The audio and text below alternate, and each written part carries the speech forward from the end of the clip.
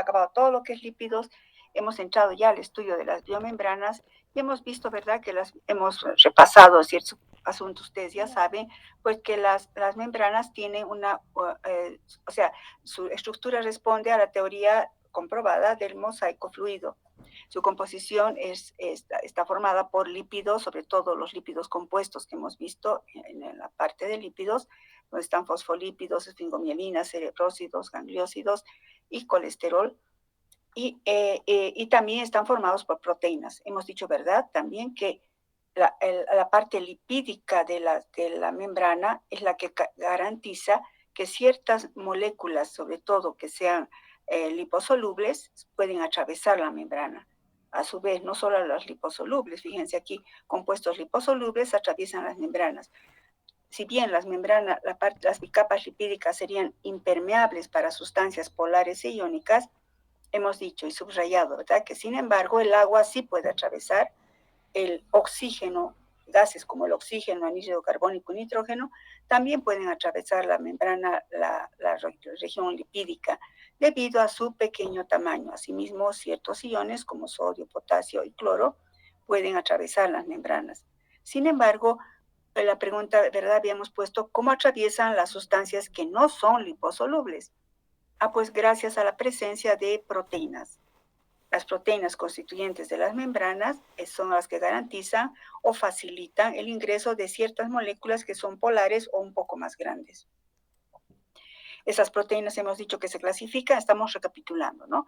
Las proteínas se clasifican según la asociación con la membrana, según su asociación con la membrana, en proteínas integrales o intrínsecas y en proteínas periféricas. Las integrales o intrínsecas son las que garantizan ayudan a mantener la matriz lipoproteica. Son anfipáticas, también tienen una región, fíjense, apolar en el centro y aminoácidos polares en los extremos. Y las sustancias periféricas, las proteínas periféricas, aquellas que se encuentran más hacia el interior de la membrana citoplasmática. Según su función, las proteínas se clasifican también en proteínas estructurales, que serían las que hemos descrito hace un ratito, y las proteínas dinámicas. Dentro de las proteínas dinámicas se subclasifican o se pueden describir 4 tipos de proteínas. Proteínas que actúan como transportadoras, proteínas que tienen acción catalítica, proteínas que actúan como receptores o proteínas que actúan como canales o iones, o sea, canales de ion.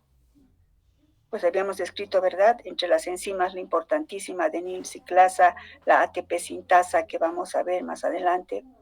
Entre las proteínas transportadoras son aquellas que están involucradas con la difusión facilitada, que vamos a ver más adelante.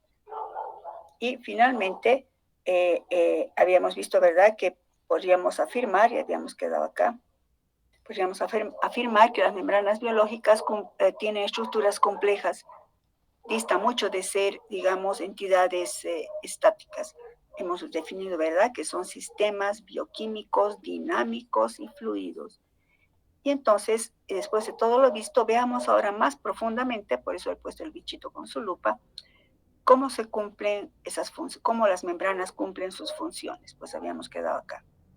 Funciones de la membrana celular.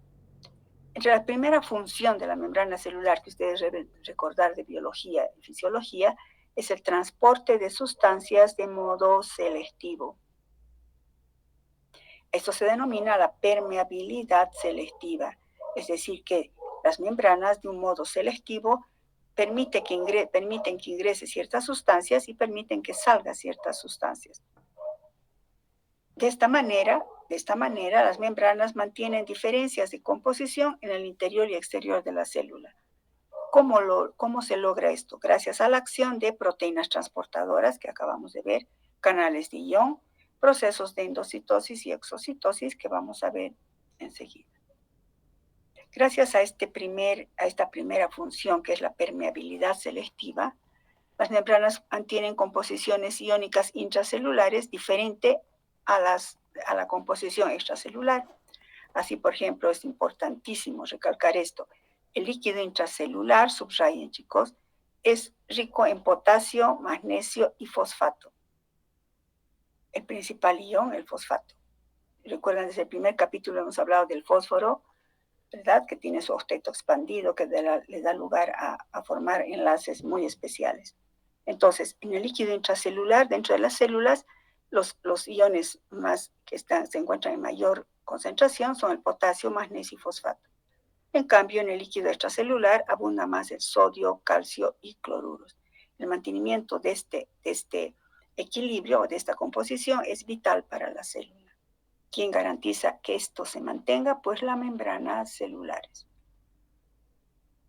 Entonces, primera función, permeabilidad selectiva. Segunda función, las membranas localizan enzimas, es lo que hemos visto. En el interior de las membranas o en la estructura de las membranas hay enzimas, como por ejemplo la importante ATPasa, es una bomba de sodio. También está la adenilato ciclasa, que ahorita no vamos a detallar, pero más adelante vamos a ver, que da lugar a la síntesis o formación de mensajeros secundarios, que vamos a ver después. Entonces, permeabilidad selectiva. 2, localizan enzimas, imparten especificidad antigénica a cada tipo celular, es decir, que cada célula se reconoce, de cada tejido se reconoce entre sí. Por ejemplo, una célula hepática reconoce a otra célula hepática para formar tejidos. Hemos dicho también que fijan reguladores o receptores. Fijan agentes reguladores. Ponga ahí una flechita, receptores, es decir, están presentes en la membrana celular los receptores. ¿Receptores de qué? De hormonas, factores de crecimiento.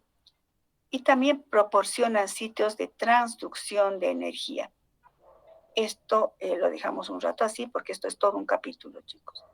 Proporcionan sitios para la transducción de energía, como en la fotosíntesis y la fosforilación oxidativa, que es lo que vamos a ver, la síntesis de ATP, que ocurre a nivel de las membranas mitocondriales. Tantas funciones, ¿verdad?, que estamos escribiendo, pues la pregunta es cómo las membranas cumplen tantas funciones. Podríamos plantear las siguientes preguntas para poder, digamos, sintetizar un poco.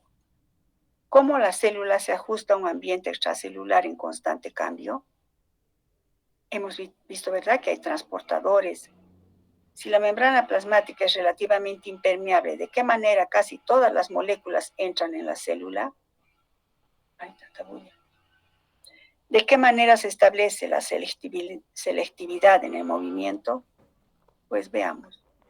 Estas funciones se cumplen mediante dos procesos importantes: mecanismos de transferencia de material y mecanismos de transferencia de información. Quiere decir que entonces a través de la membrana se transporta material, pero no solo material, también se transporta información. Una analogía que va a ayudar a entender esto un poco más es, imaginemos que por ejemplo, las membranas son muros que delimitan, obviamente no son estáticos, hemos dicho, ¿no? Pero imaginemos que son muros. Cada muro tiene su puerta. Pues por esas puertas pueden atravesar material que necesita la célula, que puede ingresar, o material de desecho que necesita eliminar. Pero también por esas puertas puede entrar información. Toc, toc, toc. Queremos que se produzca tal sustancia en el interior de la célula. A eso se refiere. Entonces, mecanismos de transferencia de material y de información. Subrayen, encierren un círculo, material e información. Transferencia de material, transferencia de información. En cuanto a la transferencia de material, tenemos el movimiento de moléculas pequeñas a través de las membranas. ¿Cuáles hemos dicho? Pequeñas. Agua, gases como anhídrido carbónico, oxígeno, nitrógeno y algunos iones. Y movimiento de moléculas grandes a través de las membranas. Eso es lo que vamos a ver enseguida con fenómenos de endocitosis y exocitosis. Y mecanismos de transferencia de información. Pues eso se refiere a la transmisión de señales a través de las membranas. Aquí pongan ver el caso, escriban aquí, ver el caso de la formación de un mensajero secundario de la insulina. Ver la diapositiva, no el caso, ver la diapositiva de formación del mensajero secundario de la insulina. Recuerdan que hemos visto el fosfatidilinositol, todo eso se genera una cascada de señales, les había dicho, en el que no es necesario que la hormona ingrese, pero la hormona toca tac tac la puerta y deja la información en su receptor y se transmite todas las señales de la información de la hormona. Y pues también está el contacto de comunicación intercelular. Veamos entonces, fíjense, estamos viendo como quien dice más profundamente cómo las membranas cumplen tantas funciones, pues hemos dicho primero, mecanismos de transferencia de materiales, como mediante el movimiento de moléculas pequeñas a través de las membranas. Desarrollemos eso, movimiento de moléculas pequeñas a través de las membranas. Pues este movimiento de moléculas pequeñas se lleva a cabo mediante cierto tipo de transportes, llamado transporte pasivo y transporte activo, que ustedes han visto en biología. Transporte pasivo, que incluye la difusión simple y la difusión facilitada. La difusión pasiva o difusión simple nada más es el flujo. Esto estaba animado, no sé, cuando coloco en documentos de Google no se anima, pues bueno, igual vamos a ver. ¿A qué se refiere difusión pasiva? Flujo de un soluto desde una concentración más alta, por ejemplo acá, hacia una concentración más baja, debido a movimientos simplemente al azar de difusión. Entonces, el gradiente de va en sentido, pongan aquí, el movimiento de las moléculas es en sentido de gradiente de concentración. El movimiento de las moléculas va en sentido de gradiente de concentración. De mayor concentración a menor concentración. ¿Qué tipo de moléculas atraviesan por difusión simple? Sustancias no polares de pequeño tamaño, como, fíjense, oxígeno, nitrógeno, moléculas polares pero sin carga y pequeñas como el agua, lo que hemos visto en la anterior diapositiva. Es decir, por su pequeño tamaño pueden atravesar esta zona apolar, ¿verdad? Que sería una barrera, pero por su pequeño tamaño, pequeñas moléculas pequeñas logran atravesar. Difusión pasiva. ¿Quiénes atraviesan por difusión pasiva? Pues estas moléculas. La difusión facilitada se refiere al transporte pasivo de un soluto polar hidrofílico un poco más grande del anterior, y ese transporte pasivo de un soluto de una concentración alta también según gradiente de concentración más alta a una más baja. Pero aquí interviene un transportador proteico. Pues he puesto en rojo ahí, subrayé. En la difusión facilitada interviene un transportador proteico. Sigue siendo difusión pasiva porque no hay energía. Recuerdan ustedes que si no hay energía son simplemente difusiones, ¿no? Bueno, esta se llama facilitada, porque obviamente está facilitada por un transportador proteico. Si nos fijamos, también es de mayor concentración a menor concentración. Pero en este caso va a utilizar transportadores proteicos, como es de este tipo. Escriban aquí un ladito, por favor. Los transportadores proteicos pueden ser canales,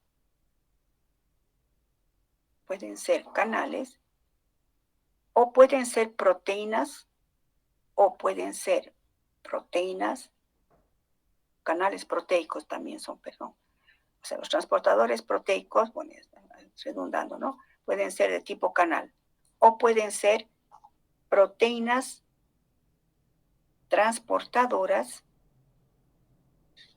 que al unirse a un soluto determinado,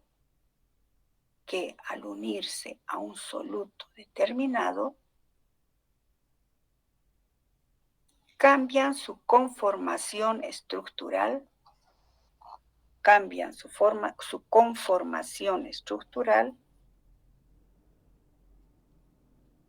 permitiendo el ingreso del soluto que fijó, permitiendo el ingreso al interior de la célula del soluto que fijó inicialmente, permitiendo el ingreso al interior de la célula del soluto que fijó inicialmente.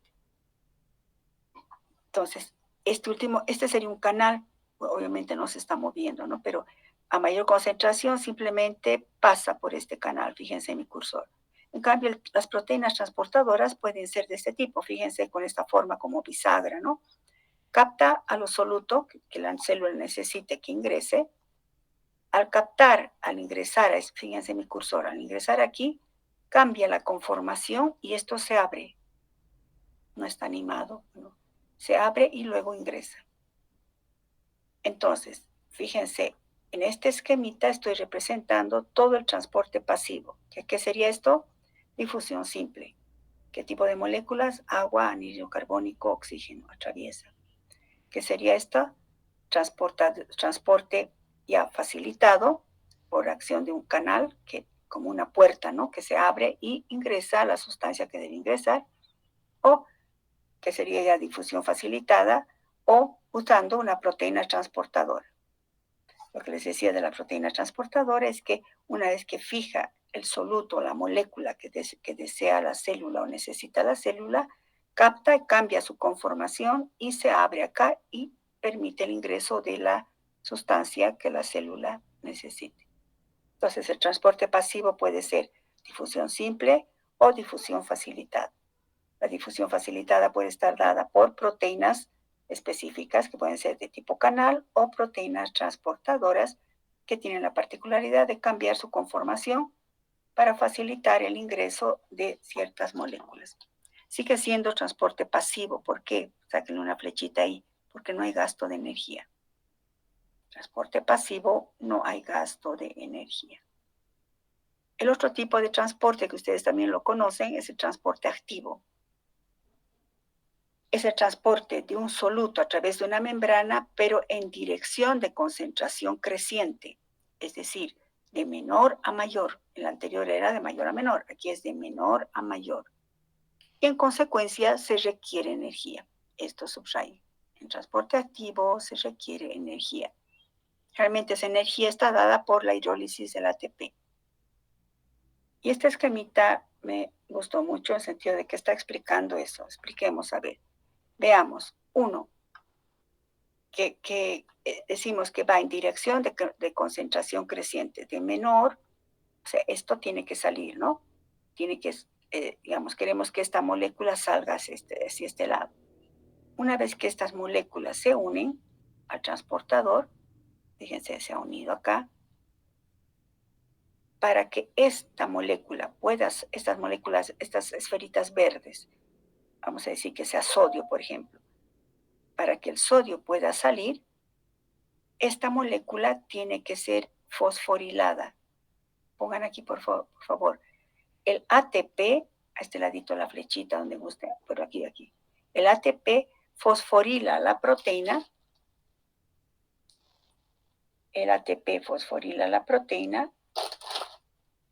logrando un cambio conformacional en su estructura.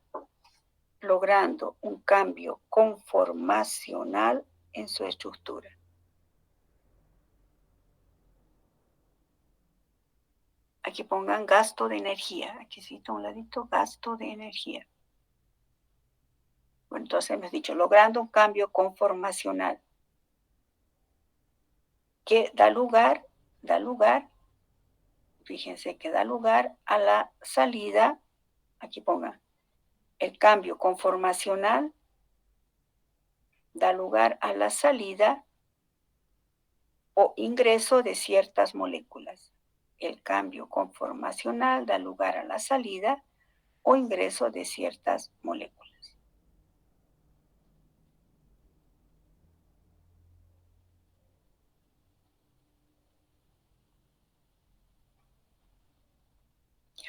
Entonces, por ejemplo, bueno, aquí, al estar fosforilado, fíjense, esta esferita anaranjada que se ve aquí sería estita, ¿no? Grupo fosforilo, pongan aquí, por favor, grupo fosforilo. Entonces, fíjense, una representación. Esta es una proteína que tiene esta forma, diríamos. Cuando hablamos de conformación, me estoy refiriendo a una disposición espacial, ¿no?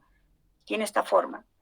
Cuando capta estas moléculas verdes, sigue teniendo la forma, pero cuando es fosforilado, fíjense, cambia su forma, se abre y entonces las moléculas verdes salen. En este caso es el sodio, por ejemplo. Hemos dicho, ¿verdad?, en la anterior diapositiva que el sodio está más concentrado en el espacio extracelular. Está más concentrado, por eso es contracorriente. De menor va a salir a mayor concentración. Entonces, al estar fosforilado, cambia la estructura. Cuando veamos proteínas, chicos, van a entender por qué fosforilado, haciendo cualquier cambio en la estructura, cualquier adición de una molécula en la estructura de una proteína, cambia su conformación. Por el momento, nada más, al estar fosforilado, cambia la conformación, que favorece la salida del sodio. Pero a su vez, al cambiar la conformación, puede ser que este potasio ingrese. Fíjense, ahora las esferitas anaranjadas están dentro. ¿Qué sucede luego? Pues se va a liberar el grupo fosfato. Se libera, por eso esta flechita, se libera, se rompe el enlace fosfato y otra vez la conformación de la proteína ha cambiado, lo que hace que libere el potasio. Recuerden, hemos dicho, potasio es más rico adentro, sodio es más concentrado afuera. Bueno, eso es ese detalle, pero lo que me refiero es que cómo estas proteínas pueden hacer que salgan ciertas moléculas, y que ingresen, fíjense, que ingresen otras. Para esto, ¿qué se requiere? Uso de energía, hidrólisis del ATP. El ATP fosforila la proteína. Al fosforilar la proteína, cambia la conformación y es como si fuera la cerradura de que abre la puerta o cierra la puerta. Entonces, transporte activo requiere de energía. Los transportes activo y pasivo, que hemos visto, se consideran transportes puros o primarios. Existe dentro del transporte activo un transporte denominado secundario. Este tipo de transporte se basa en lo siguiente, se clasifica basándose en lo siguiente, cuántas partículas son transportadas y en qué dirección se transportan. Entonces, existen a su vez, aparte del transporte pasivo y activo que acabamos de ver, existe otro subgrupo de transportes más especializados denominados secundarios, que se clasifican en 3 tipos. El proceso de transporte uniporte, el prefijo uni me está diciendo que transporta un solo ion o una sola molécula. Entonces, el proceso de transporte uniporte, este sería un transportador uniporte, que transporta un solo ion o una sola molécula, pero con la ayuda de un canal iónico o de una proteína transportadora. Por ejemplo, el transporte de una molécula de glucosa al interior de las células hepáticas. ¿Recuerdan? Cuando el nivel de glucosa en sangre aumenta, ¿qué pasa? ¿Quién entra en acción? ¿Quién hace bajar la glicemia? Pues la insulina. La insulina va a su receptor hepático, por ejemplo, o muscular. Va a su receptor y ¿qué cosa ocasiona? Ocasiona todas las transferencias del fosfatiliinositol hasta que hace que se abran los canales para que ingrese la glucosa de la sangre al interior del hígado. Transporte de una molécula de glucosa en las células hepáticas. Pregunta, ¿cuál es el tipo de transporte de las moléculas de glucosa al interior de las células hepáticas? Pues un transporte de tipo uniporte. ¿Quién hace que este canal se abra? Pues la insulina, que hablamos muy resumidamente. Entonces, uniporte, el ingreso de glucosa a las células hepáticas. El otro tipo de transporte secundario es el transporte simporte. El prefijo sim nos está indicando que es un tipo de transporte en el que se transportan simultáneamente 2 compuestos diferentes. Por ejemplo, en las células epiteliales del intestino, en las células renales, pueden transportarse simultáneamente sodio y un aminoácido, o sodio y glucosa en el intestino. Estos transportadores se llaman simportadores. Entonces, este es un tipo de simporte, transporte simporte. ¿En qué consiste? En que simultáneamente va a entrar, por ejemplo, sodio, el sodio es el que ayuda, sodio y aminoácido, o sodio y glucosa. Por ejemplo, pongamos sodio y glucosa a nivel del intestino, subrayen, intestino, sodio, glucosa, algo que ya hemos visto. Cuando comemos, hemos visto en práctica incluso, cuando comemos una galleta, un pan, lo primero que actúa es la amilasa salival, ¿verdad? Que empieza a hidrolizar al almidón. Pasa por el estómago, hemos dicho eso en prácticas, continúa hidrolizándose, pasa al intestino delgado y ahí intervienen muchas enzimas, hasta que finalmente se hidroliza hasta glucosa. Pero ¿cómo ingresa al intestino esa glucosa? Ah, la glucosa ingresa al intestino por un mecanismo de simporte, que significa que el sodio ayuda a que ingrese la glucosa. Es como si diríamos, esta es la puerta, el sodio es el que tiene la influencia, toc, toc, toca la puerta, ahora ingresamos juntitos, sodio y glucosa entramos juntos al interior de la sangre, atravesando el intestino. Entonces, el sodio y la glucosa ingresan mediante un mecanismo de simporte. ¿Cómo ingresa la glucosa a través del intestino? Pues mediante un mecanismo de simporte. ¿Cómo? Con la ayuda del sodio, de un ion sodio. Pues fíjense aquí, sodio, glucosa, ingresa acá, se ubica aquí, cambia la conformación del transportador y ingresan los dos. El tercer tipo es el proceso de transporte antiporte. Cuando el transporte, por ejemplo, de un ion ocurre con el intercambio de otro ion de la misma carga. Por ejemplo, ¿en dónde ocurre esto? El transporte en antiporte de bicarbonato contra cloruro en la membrana del glóbulo rojo. Eso vamos a ver nosotros cuando veamos el efecto Bohr más adelante. Entonces, el transporte antiporte, ¿en qué consiste? Que un ion ingresa, pero otro tiene que salir, con el intercambio de otro ion de la misma carga. Ejemplo, fíjense, bicarbonato, carga negativa, cloruro, carga negativa. Y entonces, ¿qué sucede? Fíjense la flechita, por ejemplo, que ingrese bicarbonato, pero la carga negativa estaría en exceso, entonces tiene que salir otro ion con carga negativa, sale cloruro.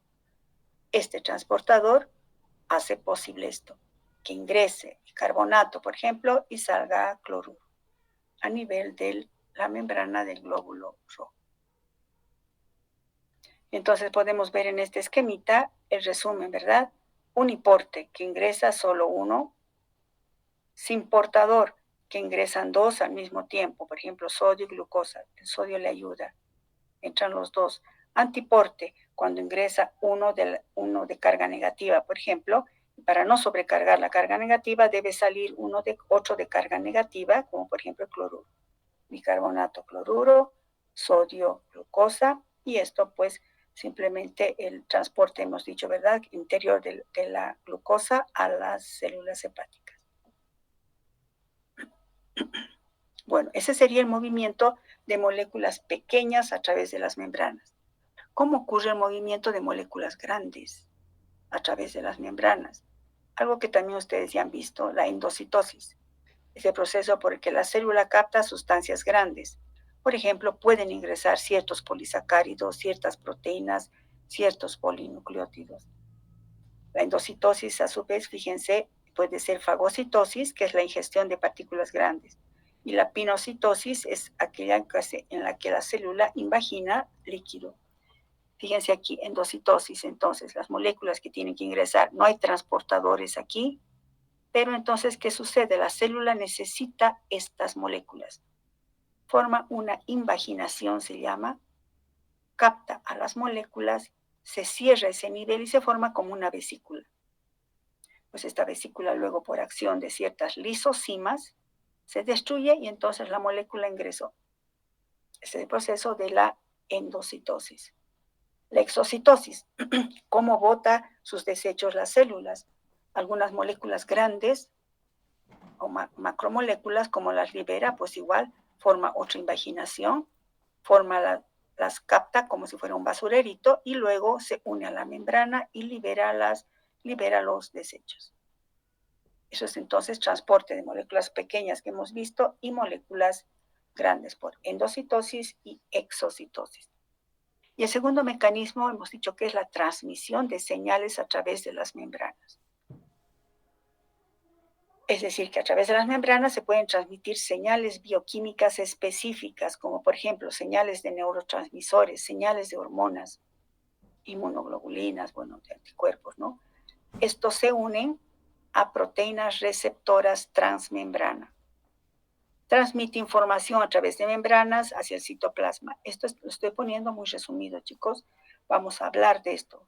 Esta transmisión de señales a través de membranas, saquen una flecha, fíjense mi cursor, pongan esto y subrayen. ¿Qué cosa genera? Genera mensajeros secundarios. La transmisión de señales a través de las membranas, saquen flecha, genera mensajeros secundarios. Digamos, esta información que luego vamos a ver, esto es lo que ahorita importa. Genera mensajeros secundarios. ¿Cuáles? Vamos a estudiar nosotros su estructura, su función, todo de esto, el AMP cíclico, calcio, los fosfoinosítidos que ya hemos estudiado, ¿verdad? Son los mensajeros de la insulina. Diacilglicerol, que no vamos a ver nosotros, van a ver ustedes al año. Y el calcio también van a ver al año.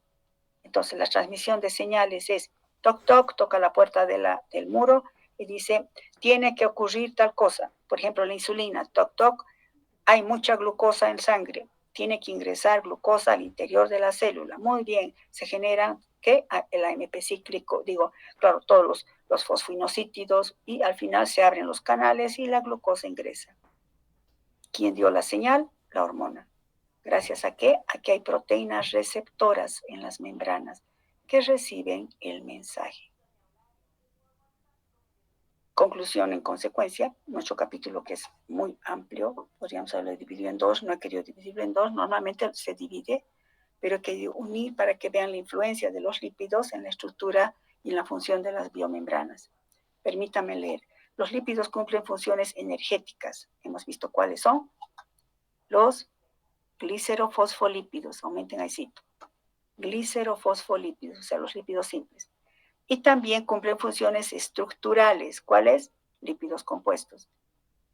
Esta última función, sobre todo en las membranas celulares, esto en las membranas celulares, ¿no? La función básica de las membranas es mantener el medio intracelular diferenciado del entorno, gracias a su primera función y la más importante, la permeabilidad selectiva. Deja pasar moléculas pequeñas, pero las grandes solo ingresan por transportes a través de proteínas transportadoras. Esto es posible gracias a la naturaleza aislante en medio acuoso de la bicapa lipídica y a las funciones de transporte que desempeñan proteínas. ¿Debido a qué? A la naturaleza del mosaico fluido que caracteriza a las membranas. Esta sería una conclusión. Ustedes pueden aumentar a esto una conclusión, hacer un resumen de lo más importante que les puede ayudar también a estudiar. Con esto hemos acabado el capítulo. Es un largo capítulo, muy extenso, pero ya hemos acabado, fíjense, 108 diapositivas. Bueno, aparte de los dibujos, esquemas que he puesto, ¿no? Bueno, si hay alguna pregunta, chicos. Si no hay preguntas hoy, mi esperanza, que nunca la pierdo, quedará pues para tal vez después. Perdón, voy a parar.